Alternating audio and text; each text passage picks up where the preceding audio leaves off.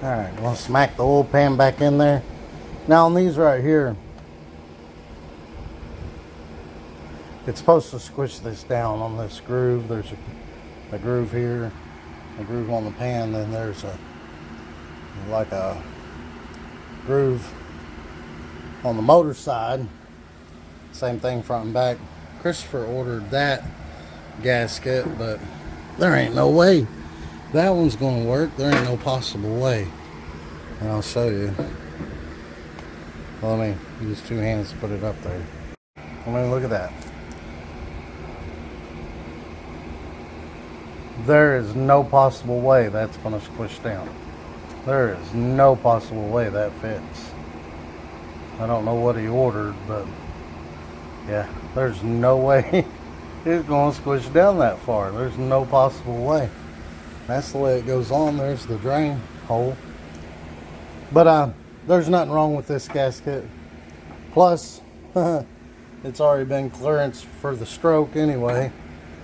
So, whoa, we'll just put his old gasket back on. Alright, so I found out Chris ordered the wrong gasket. This is for a one-piece rear mainsail, which kind of sucks because it's nice and sturdy, and that would work good. But let me show you the difference. I think I might have showed that already. Did I? I took that video earlier, but yeah, see, that's the difference. And which that'll fit a 86 up, a small block Chevy Gen 1. But this is the one that come out of it, and I tried and tried to get that back in there. But it's just too flimsy. Without them push lock things, it was impossible. And none of the stores around here sold the push lock things, so I had to buy a whole new. That gasket's good, and it's already notched. The crank notched it, so I'll have to notch this one. And this comes with push locks and bolts. And that's the part number. This is for like 80 to 85. Two-piece rear mainsail, passenger side dipstick. Oh yeah, that one's nice and sturdy too. So now there should be some distance here. Like I push that side all the way down. There should be some distance there that it squeezes down and together. But yeah, that's for a one-piece rear mainsail. The two-piece rear mainsails, it's smaller back here. But this also comes with some push locks. And if these are push-ups. These are invaluable, man, when doing it under the car. So you take those four corner studs out if yours has the studs in it, and you screw these up in there, and then you just stick the gasket up in there, and it locks in. I'll show you all that in a minute. But the next step, get under the car, take the studs out of the four corners, put these push locks in, and then even though these gaskets have that notch in there that helps seal, I like to put a little RTV on the four corners. Once we get that, then we'll push that up into the push locks, and it'll lock the gasket up in the car. But something that I'm going to do before that is I'm going to lay that other gasket on top of it and go ahead and notch this out some, because or check to see if it needs notched, because 383 crank or 3.75 stroke 400 crank, whatever you want to call it, was hitting that other gasket in some other areas. So we'll match them up and make sure that ain't going to happen again. And I swear, man, playing with this gasket's like playing with a slinky. Look at that, I barely touched it. It's like playing with a slinky. This one's way more sturdier. Maybe that one was at one time, maybe just the heat got to it, but I went ahead and marked it to notch it, so we'll go ahead and take a razor blade and just notch it out some. Because 3.75 stroke, 383, 400 crank, whatever, it comes pretty close to the pan and to the side of the block. Christopher had to clearance the crap out of the block, but yeah, let's go ahead and cut these out. Alright, all clearanced. As long as it's even with the pan, with the bolt holes lined up, should be good. Yep. I think we good. Alright. Get under here and take these studs out. Put these push locks over here in. Alright. Sprayed carburetor cleaner on the rails, wiped it off with a rag, and then put them push-ups in there. Now we'll grab the gasket, put RTV where it's going to be in the corners. Actually, I'm just going to put the RTV in the corners right here on all 4 corners where that gasket loops around and notches back in on all 4 of them. Alright, there we go. Push the gasket up in there and things lock it right in place. Make sure you're in the groove on your full pan on both back and front sides. Definitely don't want that to come out on you while you're bolting the pan up. Have a huge leak.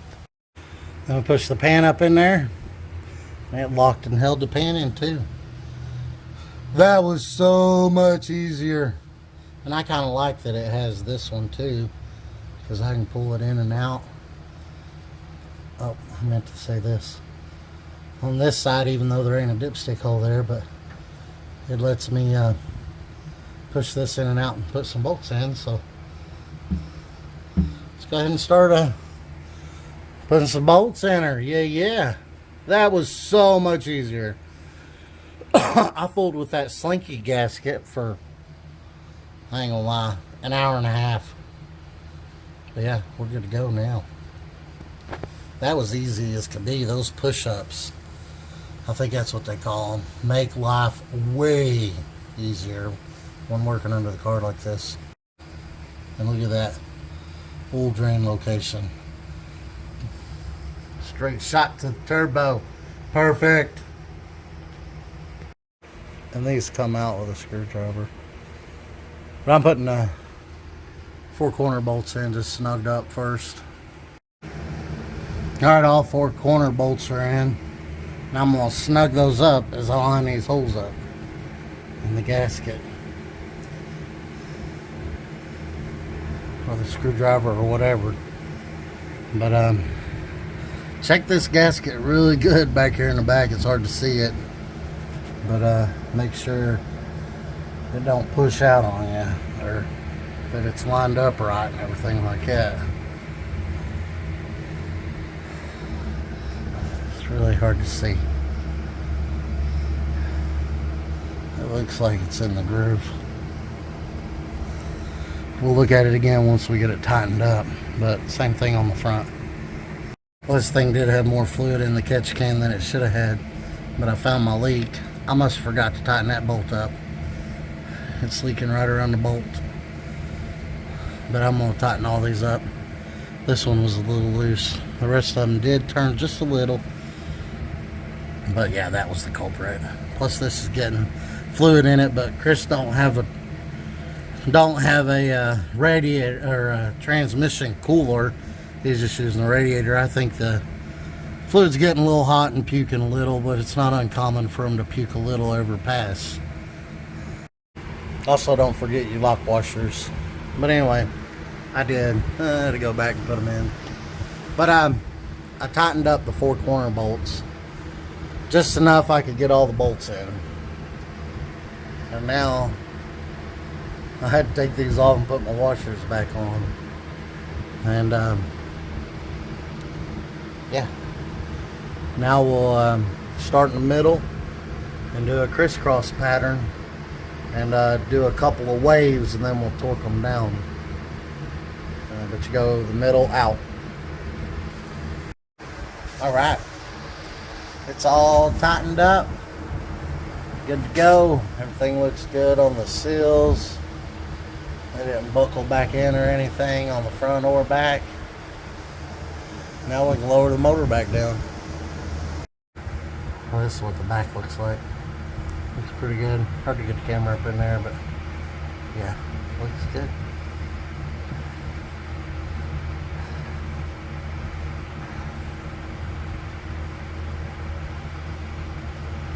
Alright, that'll do it. Now the real fun part is going to be lowering that thing down by myself and trying to line the holes up at the same time. That's going to be the fun part. All right. I twisted it this way. I twisted it that way. The motor, the transmission, jumped up and down, got under the car about 100 times. But motor mount bolts are in. They ain't tight. I'm gonna leave them loose for now because it's easier to move the transmission around with the motor mount bolts loose. And I had to pry this one. I hope I didn't get that spark plug wire, but I don't think I did. But if I did, I got enough to make some. But I had to stick the jack handle down in there. Stuck that jack handle down in there. Now I even put this down inside it and had it right here primed to get it to pop into place. And it finally popped in. And then that side over there, I didn't have to pry on it so much. I just had to pull on the header, pull it over that way, and it finally dropped down. And then just lowered it down. But we'll leave the cherry picker there. Go ahead and jack the transmission up and put that board thing under there because that one was bleeding off. This one didn't bleed off any, but that one's been bleeding off on me. So good thing I had that board under the transmission, because the transmission could have went down and made the distributor go back and boom. And I thought I got this wastegate line right here, but I think it's going to be fine. Those things are pretty pliable, but I'll take the line off, blow through it, make sure there ain't no leaks. But I think it's going to be okay. Other than that, I don't think we got nothing else. I think everything else turned out really good. Everything else went up and down as it should had.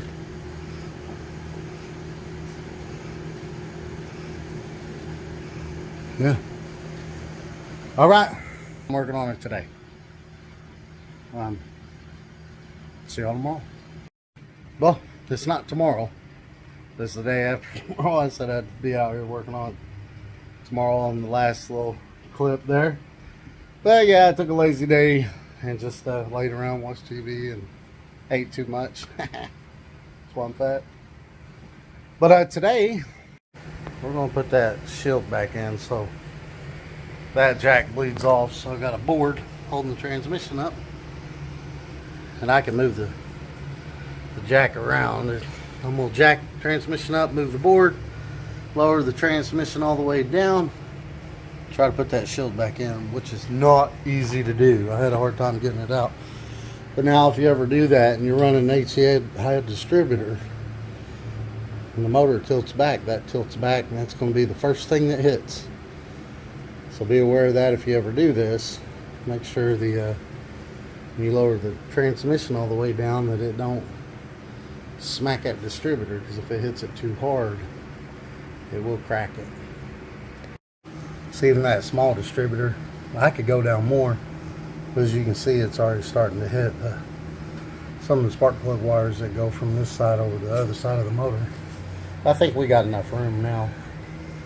The motor mount bolts loose makes a big difference, because before I couldn't lower it down that far.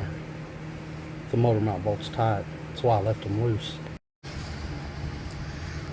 Them top bolts, I couldn't get them in there, but the old rock in the socket trick did the trick. That way the bolt can't back up in here, and it pushes it up into the hole.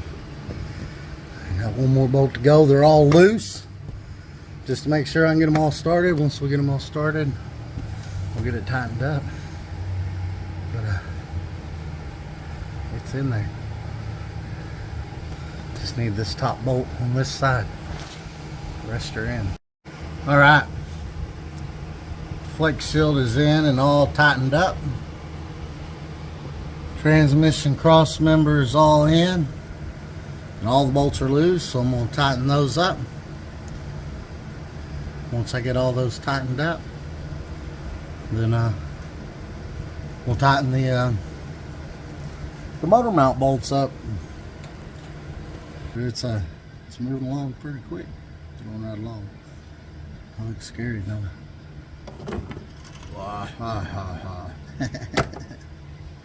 Alright. Cross member bolts are all tight.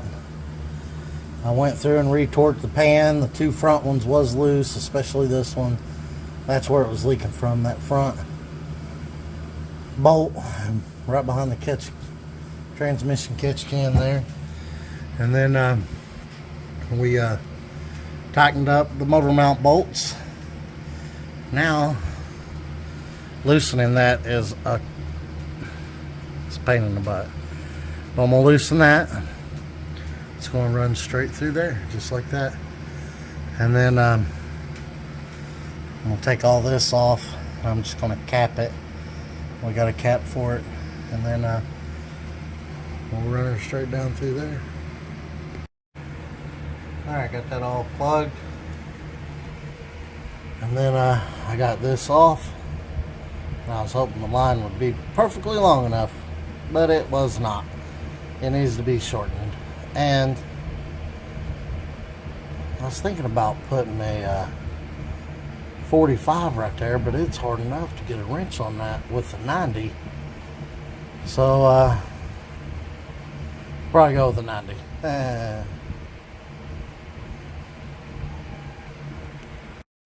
Alright, I got that on there and I got it tight. I cut that line and shortened it. It needed to be shortened that much right there. And my wire cutters from my cheap little eBay kit, man, they work perfect for that. Cutting the end of those. But anyway, I got it tightened there. It's all tight and ready to go. Up here, I put a pair of needle nose on there. And then, oh, I got y'all on camera, do I? Put a pair of needle nose on there and I turned it like that. And then when it started hitting the turbo, I'd unhook it and move locations and do it again. But it's all tight. All right. And then before, let's see if I can get my arm in here. Before we were about right here. Now I know y'all can't see that, but that's about even with the bottom of that 90. So that wasn't gonna, that's where we was, I mean, referencing from the other side. And that's about dead even with that 90, so no wonder it didn't go downhill. Plus, I don't know how far that mechanical pump thing on that side, how far that filled up before the oil spilled out of it. I think there's a drain hole, and I think it's at the top. But anyway, now we are definitely downhill. I mean, we've went from here to about even with right there. So that's a good 4 or 5 inches downhill. And hopefully now it won't smoke out the turbo. And if it does, this needed to be done regardless. But if it does, then we'll have to send the turbo in and get the seal replaced inside there. I guess there's a seal in there. But anyway, I love the way it turned out. It was way more work than I thought it'd be. Everything's tight and ready to go. I'm going to leave the drive shaft out because the next video we're going to pull the axles out and put some sealant on the seals in there and see if we can't get the rear end to quit leaking, and then we'll top off the fluid in the rear end, and that'll be it. But yeah, that's going to do it for this video. Y'all have a good